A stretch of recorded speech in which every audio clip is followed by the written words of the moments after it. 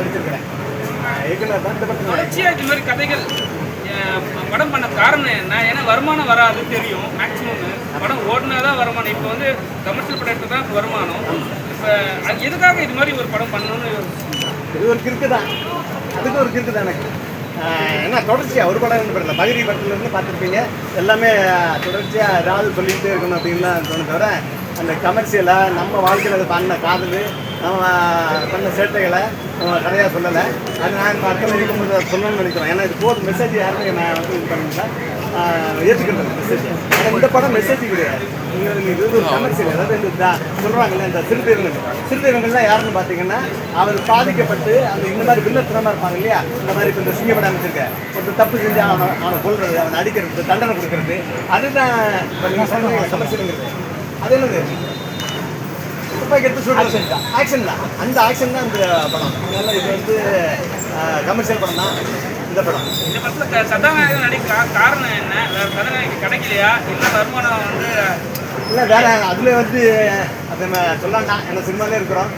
நம்ம எந்த எவ்வளோ பெரிய கதாநாயகன் வச்சு இப்போ நம்ம இது வரைக்கும் எடுத்ததில்லை.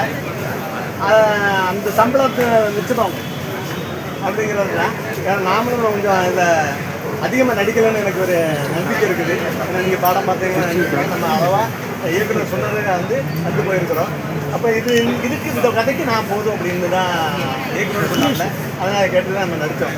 மற்றபடி பெரிய இயக்குனர்கிட்ட நடிகர்கிட்ட போய் நின்று கேட்டு அவங்க சொல்கிற மாதிரி கதையை மாற்றி இந்த மாதிரி எடுக்கிறதுக்கு வாய்ப்புகள் இல்லை. அதனால் நம்ம சார் இந்த படத்தில் ஒரு பெண்ணுரிமைக்காக போராடுறவங்களை வந்து போலிய பெண்ணியவாதின்னு வந்து டயலாக் வச்சுருக்கீங்க. ஆனால் பெரியார், அண்ணா, கலைஞர் இந்த மாதிரி பல தலைவர்கள் வந்து இன்றைக்கி பெண்ணுரிமைக்காக போராடிருக்காங்க. போலிய பெண்ணியவாதிகள்னு எப்படி நீங்கள் அதை டயலாக் வச்சுருக்கீங்க இந்த படத்தில்? நாங்கள் அதை இயக்குநர்களை கேட்கணும். பட் ஆனால் எனக்கு அதில் உடன்பாடு தான். என்னன்னு கேட்டிங்கன்னா தீர்வு எப்பவுமே ஒரு விஷயம் நீங்கள் வந்து போராடிங்கும் போது அந்த இடத்துல தீர்வு வரணும். தீர்வு வரலாமல் வேறு பேசிக்கிட்டே போயிட்டோம். முன்னே நீங்கள் சொல்கிறீங்க இல்லையா, ஒரு நூற்றாண்டு பேசிக்கிட்டே போயிட்டோம். அப்போ அது வந்து வெறும் பேச்சியாக இருக்கிறது அது நடைமுறையில் சார் அவங்களால தான் சார் இன்றைக்கி வந்து இன்றைக்கி பெண்ணுரிமை இன்றைக்கி நிறைய பெண்கள் இன்றைக்கி வெளியில் வந்து வேலைக்கு வந்துருக்கிறாங்கன்னா இன்றைக்கி அவங்களுக்கான உரிமைகள் இன்றைக்கி கொடுத்துருக்காங்கன்னா இன்றைக்கி பெரியார் மாதிரியான தலைவர்களால் தானே இன்றைக்கி வந்திருக்கு.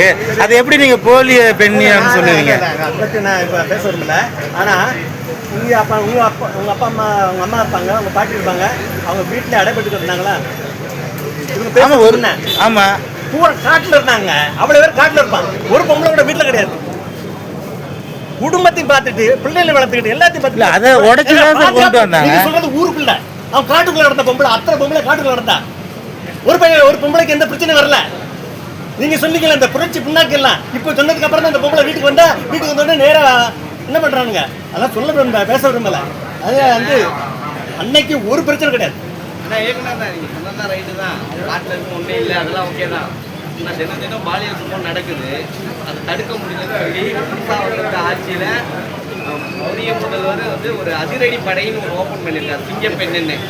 அதை இந்த படத்துக்கு காமிச்சிருந்தா கூட சந்தோஷம் தான். அதை கொச்சைப்படுத்துற மாதிரி கூல் டேஸ்க்கு கூப்பிட்டு ஒரு 4 பேரை கூப்பிட்டு வந்திருக்கீங்களே, இது எப்படி அசிங்கப்படுத்துறீங்களா? சிங்கப்பெண் அதிரடி அசிங்கப்படுத்துறீங்களா?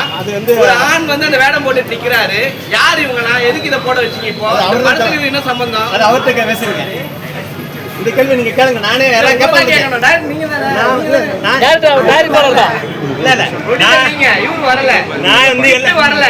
உங்களுக்கு என்னன்னு தெரியாது.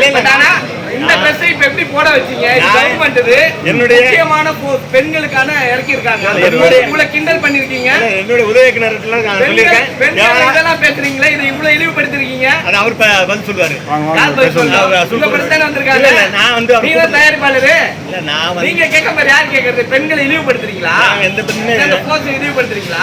அது அவர் சொல்லுவார். வாங்க வந்து பேசுவாங்க. சொல்லுங்க.